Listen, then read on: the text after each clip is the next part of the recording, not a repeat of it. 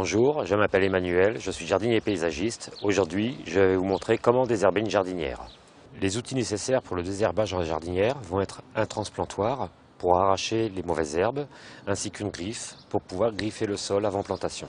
Nous avons là une jardinière pleine d'herbes indésirables et pour pouvoir planter aujourd'hui de la sauge, nous avons besoin de les enlever pour pouvoir laisser une jardinière propre. Afin de désherber correctement la jardinière, je vais utiliser un transplantoir pour pouvoir enlever les racines et ainsi éviter un développement trop rapide des prochaines repousses de mauvaises herbes. Donc l'utilisation d'outils est simple, c'est je dois aller chercher les racines, donc enfoncer le transplantoir, soulever le sol pour que les racines puissent venir avec.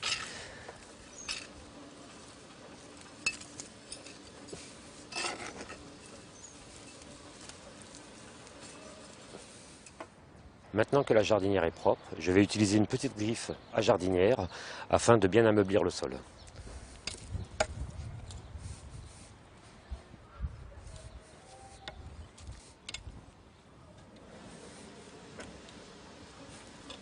Maintenant que la jardinière est propre et que le sol a été travaillé, nous allons commencer la plantation. Cependant, je vous conseille, juste avant la plantation, de faire une adjonction d'engrais de préférence organique.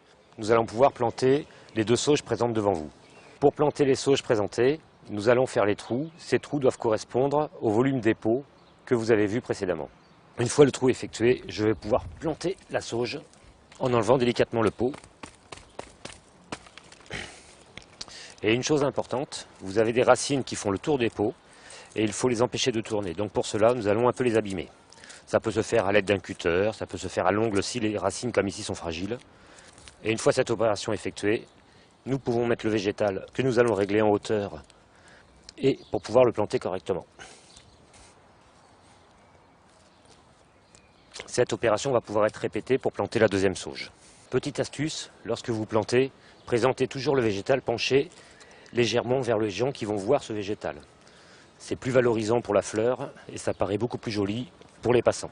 Vous savez maintenant comment désherber une jardinière et planter des végétaux par la suite. Si vous voulez connaître d'autres astuces, je vous invite à regarder la vidéo sur la taille de haie.